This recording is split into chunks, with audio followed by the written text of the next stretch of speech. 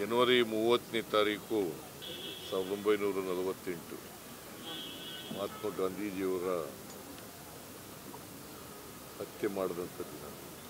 ಮತಾಂಧ ನಾಥೂರಾಮ್ ಗೋಡ್ಸೆಯವರು ಮಹಾತ್ಮ ಗಾಂಧೀಜಿಯವರನ್ನು father of the nation ಅವರನ್ನು ಗುಂಡಿಕ್ಕಿ ಕೊಲ್ತಾರೆ, ಪ್ರಾರ್ಥನೆ ಕೊಡ್ತಾರೆ.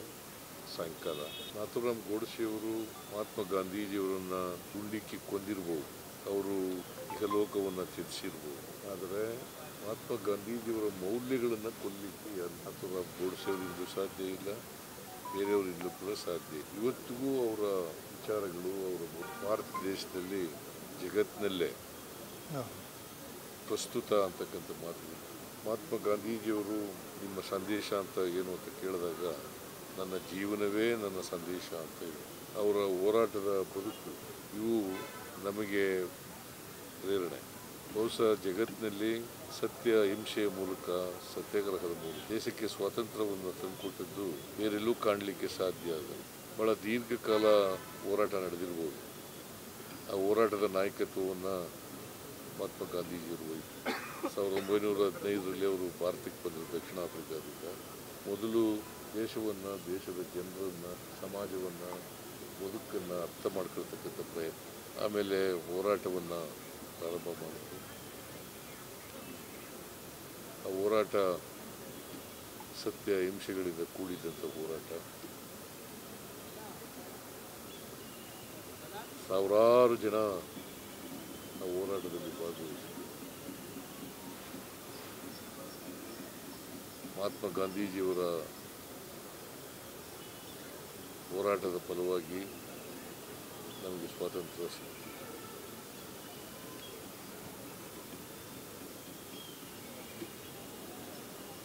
ಬ್ರಿಟಿಷ್ನವರ ದಾಸ್ಯದಿಂದ ನಾವೆಲ್ಲ ಬಿಡುಗಡೆ ಆದವು.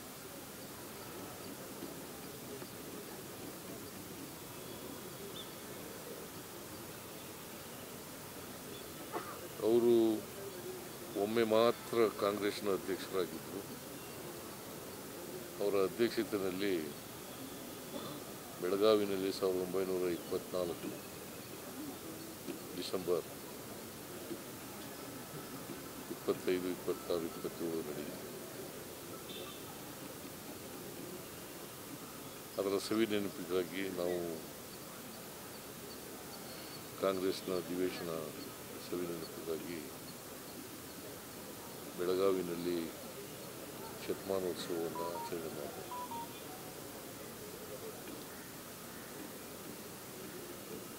ಎರಡು ದಿನ ನಾವು ಹಮ್ಮಿಕೊಂಡಿದ್ದು, 26, 27.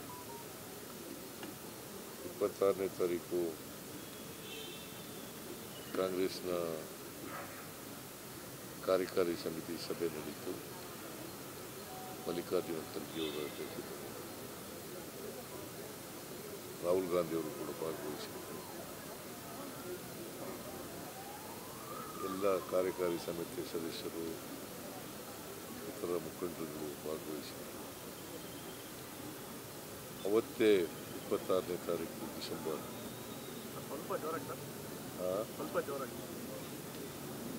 ಕೇಳಿಸ್ತಾ ಇಲ್ವಾ? ಇಷ್ಟೊಂದು ಸುಮ್ಮನೆ ಇದೆ.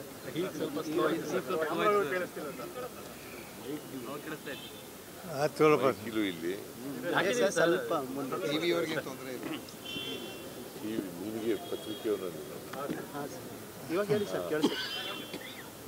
ಮಹಾತ್ಮ ಗಾಂಧೀಜಿಯವರು ಮೊದಲನೇ ದಿನ ಮಹಾತ್ಮ ಗಾಂಧೀಜಿಯವರನ್ನು ನೆನಪು ಮಾಡ್ಕೊಳ್ತಕ್ಕಂಥ ಕೆಲಸ ಕಾರ್ಯಕಾರಿ ಸಮಿತಿ ಸಭೆ ನಡೆಯಿತು. 26ನೇ ತಾರೀಕು ಡಿಸೆಂಬರ್ 2024. ಅದು 1924ರಲ್ಲಿ ಅಧಿವೇಶನ ಮಹಾತ್ಮ ಗಾಂಧೀಜಿಯವರ ಅಧ್ಯಕ್ಷತೆಯಲ್ಲಿ ನಡೆದಿತ್ತು. ಸೊ 100 ವರ್ಷಗಳ ಸವಿ ನೆನಪಿಗಾಗಿ ನಾವು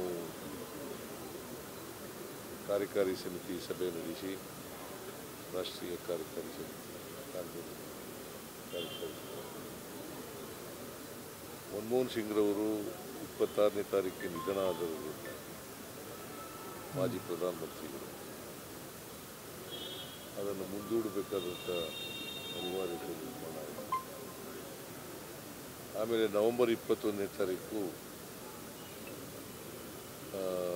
ಇದು ಸಾರ್ವಜನಿಕ ಸಭೆ ನಡೆಯಿತು. ಆ ಸಾರ್ವಜನಿಕ ಸಭೆ ಗಾಂಧಿ ಭಾರತ ಹೆಸರಿನಲ್ಲಿ ನಡೆದಿತ್ತು. ಅವತ್ತಿನ ಘೋಷವಾಕ್ಯ ಜೈ ಬಾಪು, ಜೈ ಭೀಮ್, ಜೈ ಸಂವಿಧಾನ ಘೋಷವಾಕ್ಯದಲ್ಲಿ ನಡೆಯಿತು. ಅವತ್ತೇ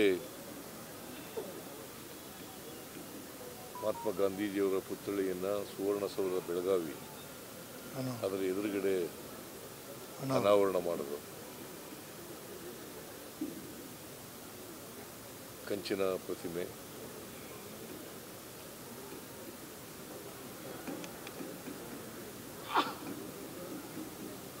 ಅದರಲ್ಲಿ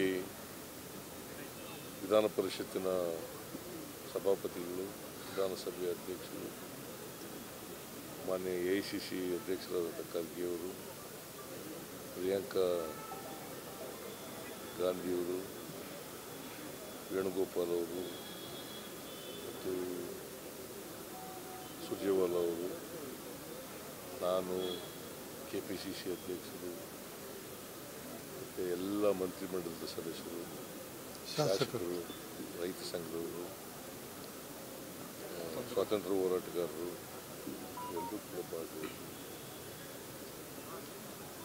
ಆಮೇಲೆ ಸಾಯಂಕಾಲ 1 ಗಂಟೆಗೆ ಸಾರ್ವಜನಿಕ ಸಭೆ ನಡೆಯಿತು. ಸೊ ಇದನ್ನೆಲ್ಲ ಯಾಕೆ ನಾನು ಪ್ರಸ್ತಾಪ ಮಾಡಿದೆ,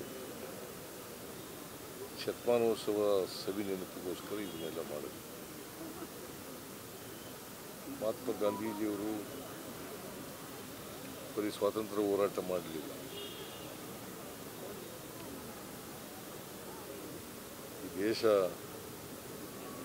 ಸ್ವಾತಂತ್ರ್ಯ ಸಿಕ್ಕಿದ ಮೇಲೆ ಹೇಗಿರಬೇಕು ಅಂತಕ್ಕಂಥದ್ದನ್ನು ಕೂಡ ಯೋಚನೆ ಮಾಡಿ ಅದಕ್ಕೆ ಪರಿಹಾರವನ್ನು ಸೂಚಿಸಿ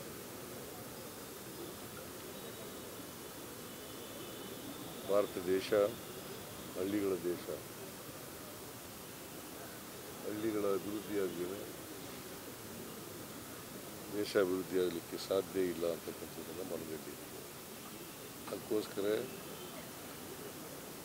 ಗ್ರಾಮ ಸ್ವರಾಜ್ಯ ಅಂತಕ್ಕಂಥ ವಿಚಾರವನ್ನು ಪ್ರಸ್ತಾಪ ಮಾಡಿ, ಗ್ರಾಮ ಸ್ವರಾಜ್ಯ, ಹಳ್ಳಿಗಳು ಸ್ವಾವಲಂಬನೆ ಆಗಬೇಕು. ಹಳ್ಳಿಗಳು ಸ್ವಾವಲಂಬನೆ ಆದರೆ ದೇಶ ಸ್ವಾವಲಂಬನೆ ಆಗಲಿಕ್ಕೆ ಸಾಧ್ಯ, ಜನರು ಸ್ವಾವಲಂಬಿಗಳಾಗಲಿಕ್ಕೆ ಸಾಧ್ಯ. ಮತ್ತು ಭಾರತ ದೇಶದಲ್ಲಿ ಗುಡಿ ಕೈಗಾರಿಕೆಗಳು, ಸಣ್ಣ ಕೈಗಾರಿಕೆಗಳು, ಅತಿ ಸಣ್ಣ ಕೈಗಾರಿಕೆಗಳು, ಅದು ಆರ್ಥಿಕ ತಳಹದಿಯವು. ಅದಕ್ಕೆ ಉತ್ತೇಜನವನ್ನು ಕೊಡಬೇಕು ಅಂತ ವಿಚಾರವನ್ನು ಹೇಳಿ,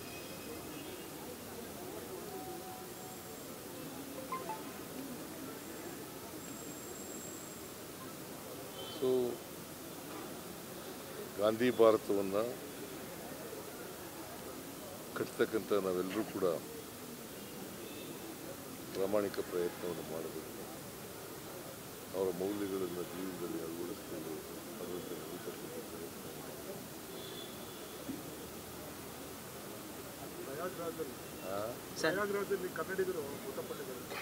ಈಗ ಇವತ್ತು ಬರ್ತಾ ಇದ್ದಾರೆ, 4 ಜನ ಸತ್ತಿದ್ದಾರೆ. ಅವ್ರಿಗೆಲ್ಲ ನಾವು ಆಂಬುಲೆನ್ಸು, ಏರ್ ಆಂಬುಲೆನ್ಸ್ ಅದನ್ನು DC ಅವರು ರಿಸೀವ್ ಮಾಡ್ಕೊತಾರೆ. ಇನ್ನೂ 8 ಜನ ಮಿಸ್ಸಿಂಗ್ ಅಂತ ಹೇಳ್ತಿದ್ದಾರೆ. ಅದಿನ್ನೂ ನಮಗೆ ಮಾಹಿತಿ ಸಿಕ್ಕಿಲ್ಲ, ಬಟ್ 4 ಜನ ಸತ್ತಿದ್ದಾರೆ ಅಂತಕ್ಕಂಥ ಮಾಹಿತಿ ಇದೆ. ಆ ಡೆಡ್ ಬಾಡಿಗಳನ್ನು ರಿಸೀವ್ ಮಾಡಿಕೊಂಡು ಅದಕ್ಕೆ ಪರಿಹಾರನ ನಮ್ಮ ಜಿಲ್ಲಾ ಮಂತ್ರಿ ಹೋದ್ಮೇಲೆ ಪರಿಹಾರ ಘೋಷಣೆ ಮಾಡಬೇಕು. ಜಿಲ್ಲಾ ಮಂತ್ರಿಗಳು ಹೇಳಿದ್ದಾರೆ, ಇವತ್ತು ಕ್ಯಾಬಿನೆಟ್ ಮೀಟಿಂಗ್ ಇರೋದ್ರಿಂದ ಬಂದ್ಬಿಟ್ಟಿರಬೇಕು ಅಂತ. ಅವರು ಅಲ್ಲೇ ಇದ್ದರೆ ಸಂತೋಷ, ಅವರು ಘೋಷಣೆ ಮಾಡ್ತಾರೆ. ಇದ್ದರೆ ಅವ್ರು ಹೋದ್ಮೇಲೆ ಘೋಷಣೆ. ಸುಧಾಕರ್ ಅವರು ತಾವು ಹೇಳಿದ್ರು BJP ಅವರು